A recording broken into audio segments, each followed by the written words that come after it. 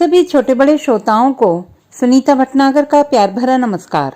Audio stories के हमारे channel कहानी जगत में आप सभी का स्वागत है। हिंदी कहानियों की श्रृंखला में आइए आज सुनते हैं तुषार कांत उपाध्याय जी द्वारा रचित कहानी वो सांवली सी लड़की। अभी स्नातक में प्रवेश ही लिया था कि मेरे एक रिश्ते के चाचा जी का तबादला मेरे इस छोटे से कस्बाई शहर में हो गया और मुझे लॉज में रहने और छोटे छोटे होटलों में खाना खाने से मुक्ति मिली। चाची जी जितनी सुंदर थीं उतनी ही मिलनसार। थोड़े ही दिनों में उनका घर उनके उम्र की लड़कियों औरतों का क्लब बन गया था। पर मुझे क्या, दोपहर बाद कॉलेज से लौटना और खाना खाकर सो जाना। तब इन शहरों में फ्लैट जैसा कुछ नहीं था, न अजनबीपन न वैसी तटस्थता। चाची ने सबसे अच्छा और बड़ा वाला कमरा दे रखा था। कई खिड़कियां, खूब हवादार कमरा। एक खिड़की के सामने पढ़ने के लिए एक बड़ा सा टेबल लैंप की रोशनी में किताब कॉपियों में उलझा जान ही नहीं पाया कि वह बगल की कुर्सी पर कब आकर बैठ गई। ठक ठक और गला खंकारने के स्वर ने खींचा। टेबल लैंप में उसका चेहरा दिखा, आंखों में उदंड सी मुस्कुराहट। मेरा नाम है माधुरी गुप्ता जी। अभी मैं सोच ही रहा था कि बॉबी देखिए, प्रेम चोपड़ा याद है ना? मेरा नाम है प्रेम चोपड़ा। अजीब लड़की है। मैंने इसे चाची के साथ कई बार देखा था, बगल की बालकनी पर कपड़े डालते या कभी कभार घूम घूम कर किताबें पढ़ते हुए भी। हाँ, जानता हूँ बगल के घर में रहती हो। अरे, तो मोहल्ले की सारी लड़कियों पर नजर रखते हो। देखने में तो सीधे साधे हो। माधुरी, तभी चाची की आवाज आई। मैंने कमरे की बत्ती जला दी। सलवार कुर्ता पहने माधुरी ऐसे बैठ गई थी जैसे बस शांत। ओह, तुम इस कमरे में आ गई। चाची चाय का ट्रे टेबल पर रखते हुए बिस्तर पर बैठ गई। ये विभू है, मेरे चचेरे जेठ जी का बेटा। ओह, उसने मेरी तरफ देखा जैसे पहली बार देख रही हो। सांवली सी शालीनता से बैठी लावण्य की प्रतिमूर्ति। अक्सर हमारे घर आ जाती थी। अपने और चाची के बीच के उम्र के 5-7 साल की खाई को फलांगती उनकी अच्छी खासी दोस्त बन गई थी। मेरे कमरे को तो उसने अपनी जागीर समझ रखा था। कोई भी अलमारी खोलती, किताबें पलटती, मेरे बिस्तर पर पालती मारकर बैठ जाती। मैं भी सहज होने लगा था। आती तो अच्छा लगता था, पर सबके सामने तो ऐसे करती जैसे कि कुछ पहचानती ही ना हो। क्या एक्ट्रेस है भाई, मैं कई बार सोचता। ऑनर्स की पढ़ाई का दूसरा वर्ष शुरू हो गया था। पढ़ाई का दबाव बढ़ता ही जा रहा था। दोपहर बाद आंख खुली तो देखा कि मेरी किताबों वाली अलमारी खोले कुछ अजीब सी देख रही थी। इसमें तो सिर्फ साहित्य की किताबें और पत्रिकाएं भरी पड़ी हैं। मैथमेटिक्स ऑनर्स के बीच तुम इतना समय कैसे निकाल लेते हो? टेबल के बगल वाली कुर्सी पर बैठते हुए माधुरी ने सवाल दागा। मैंने उन्नींदी आंखों से उसे देखा। उसने टॉलस्टॉय की कज़ाक हाथ में ले रखी थी। अब ये क्या सवाल हुआ? मुझे अच्छा लगता है साहित्य पढ़ना, और क्या। तो साहित्य में ही एडमिशन क्यों नहीं ले लिया? बस माँ बाबूजी को लगता है कि बेटे के साइंस पढ़ने से उनकी इज्जत बचती है। मेरी तो बिल्कुल ही इच्छा नहीं थी, पर क्या करूं, वह सुनते कहाँ हैं। उसने लंबी सांस छोड़ी। पता है, मेरा मन साइंस पढ़ने में लगता है। केमिस्ट्री तो बिल्कुल ही दिखती है मुझे। और सुनो, इंटर की परीक्षा में केमिस्ट्री में मैंने यूनिवर्सिटी भर में टॉप किया था। अच्छा? अविश्वास भरे चेहरे से मैंने कहा। अच्छा मतलब? विश्वास नहीं होता? रुको। वह दौड़ती हुई बाहर निकल गई। थोड़ी देर में लौटी तो हाथ में मार्कशीट की कॉपी लिए हुई थी। अरे, मैंने तो कभी सपने में भी नहीं सोचा कि केमिस्ट्री में इतने नंबर आएंगे। विस्मय में भरते हुए मेरे मुंह से निकला। तब भी आर्ट्स पढ़ती हूँ। क्यों? लड़की हूं ना। पापा को लगता है कि कौन सा नौकरी करना है, बस किसी तरह बीए पास कर जाऊं। फिर मेरा मन था कॉलेज में लेक्चरर बनकर केमिस्ट्री पढ़ाऊं। एक अजीब से अवसाद भरे स्वर में बोलती हुई माधुरी कहीं दूर खोती जा रही थी। ये समझौता तो हमारे जीवन का एक अध्याय है।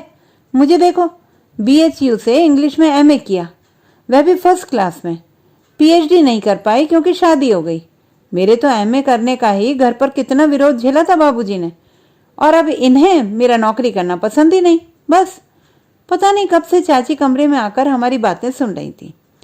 माधुरी की माँ तो इसकी शादी की चिंता में गली जा रही हैं। अभी से। बड़े शहरों में ऐसा होता नहीं होगा शायद। वहां लड़के और लड़कियों में इतना फर्क तो नहीं होगा। माधुरी कहीं दूर से लौट आई थी। मैं अपनी बेटी के साथ ऐसा नहीं होने दूंगी। अभी शादी हुई नहीं और बेटी की चिंता अभी से। मुस्कुराते हुए चाची ने माहौल को हल्का करने की कोशिश की। माधुरी को शेर व शायरी का बड़ा शौक है। अरे कहाँ? वह कॉलेज जाते समय ट्रकों के पीछे एक से एक शेर लिखे मिलते हैं ना, बस वही लिख लेती हूँ एक कॉपी में। इसकी तो एक पूरी कॉपी भर गई है इसी तरह के शेरों से, चाची ने बताया। झेंपती हुई सी माधुरी भी मुस्कुरा रही थी। इधर कई दिनों से माधुरी दिखी नहीं थी। मैंने नजरें बचाकर उसकी बालकनी की ओर देखा। अंदर तक सूना सा लगा उसके घर का हिस्सा। गांव गई है अपनी माँ के साथ, पीछे खड़ी चाची ने मुस्कुराते हुए कहा। अगले हफ्ते लौटेगी। मैं तो वैसे ही देख रहा था इधर। मुझे लगा माधुरी को तलाश रहे हो। चाची जी की मुस्कान चौड़ी और व्यंग्यात्मक हो गई थी। बहुत तीखी धूप निकल आई थी सुबह से। होली में अभी सप्ताह 10 दिन बाकी थे और इतनी गर्मी। चाची गांव चली गई थी और चाचा बैंक। जल्दी जल्दी सभी कमरों का ताला बंद कर बाहर वाले दरवाजे का ताला बंद करने ही जा रहा था कि छपाक पूरा देह पानी से नहा गया। अरे इसमें तो रंग भी है। कपड़े रंग गए थे। गुस्से में दौड़ा छत की ओर। अपने दोस्त के साथ खिलखिलाती माधुरी हाथ में खाली बाल्टी लिए खड़ी थी। मेरे तेवर देखकर सहम गई। डर गई थी शायद। चेहरा एकदम सफेद पड़ गया। मेरा कॉलेज जाना कितना जरूरी है और दूसरा कोई प्रेस किया हुआ कपड़ा मेरे पास है नहीं। गुस्सा मेरे अंदर से उबलने लगा था। आवाज ऊंची होती जा रही थी। उसने दोनों हाथ जोड़ दिए, होंठों पर उंगली रखकर चुप होने का इशारा किया।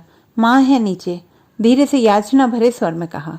और मैं पता नहीं क्या क्या भुनभुनाता वापस घर के अंदर चला आया। इधर कई महीनों से माधुरी मिली ही नहीं थी। दिख भी जाती तो किनारा काट कर निकल जाती। कभी कभार बालकनी में दिखती तो अचानक उदास हो जाती। एक दो बार मैंने बात करने की कोशिश की तो वो अनसुना करके चली गई। ओह, क्यों बोल दिया इतने बुरे तरीके से उसे? आखिर रंग ही तो डाला था। अफसोस होता है अंदर ही अंदर। अजीब सा विषाद घेर लेता है। फाइनल परीक्षा के प्रैक्टिकल का आखिरी पेपर देकर लौटा तो हल्का महसूस हो रहा था। कुछ महीना पहले खरीदी लेकिन समय अभाव के कारण अलमारी में वैसे ही रख दिए गए राग दरबारी को ढूंढने लगा तो पता चला कि कल ही माधुरी ले गई थी। पूछ रही थी तुम्हारे बारे में। जानना चाह रही थी कि तुम गांव कब जा रहे हो। आज ही लौटा देगी। तो वह आती है घर? हाँ, पर तुमसे कतराती है। जानते हो क्यों? मैंने होली वाली घटना बता दी। मुझे मालूम है, माधुरी ने बताया था। वह तो हंस रही थी। तो फिर? उसकी शादी तय हो गई है। होली के अगले सप्ताह उसका छेका भी हो गया। हाँ? मेरी समझ में नहीं आ रहा था कि क्या कहूँ। क्या करता है उसका पति? बड़ी सी किराना की दुकान है उसकी अपने शहर में। माधुरी की माँ बहुत खुश थी। पर ये पढ़ने लिखने वाली लड़की, पूछा नहीं इससे? कौन पूछता है? बड़े शहरों में रहने वाले संभ्रांत परिवारों की लड़कियों को शायद ये नसीब हो। मेरे और चाची के बीच एक अजीब सी उदासी तैर रही थी।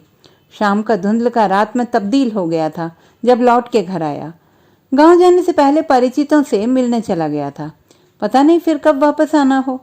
आते ही चाची ने बताया कि माधुरी ने किताब मेरी टेबल पर रख दी है।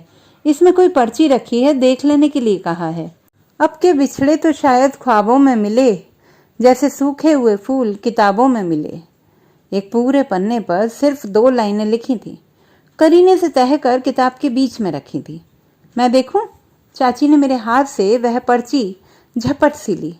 अरे वह ट्रक के पीछे से उतार लिया होगा, डाल दिया किताब में। झेंपते हुए मैं दूसरी तरफ देखने लगा। चाची ने कई बार पढ़ा। गहरी उदासी से उनका चेहरा तन गया था। मुझे लगा उनकी आंखों में आंसू आ गए। पता नहीं किसके लिए इस घर से इतना गहरा नाता जोड़ लिया इस लड़की ने। मूर्ख हो तुम विभू। पर्ची मेरे हाथ में थमा दी। जानते हो, लड़कियां सिर्फ पेट में नहीं मारी जाती, कई बार मरती हैं अपनों के ही हाथों। कोई समझ नहीं पाता, ना हमारा प्यार, ना हमारे सपने। उन्हें सबसे ज्यादा खतरा अपनों से ही होता है। गुस्से और हताशा में चाची ने अपनी आंखें बंद कर ली थी। तो दोस्तों, ये थी हमारी आज की कहानी। आपको कैसी लगी कमेंट बॉक्स में लिखना ना भूलें। चैनल को सब्सक्राइब करें, लाइक करें और मित्रों के साथ शेयर करें।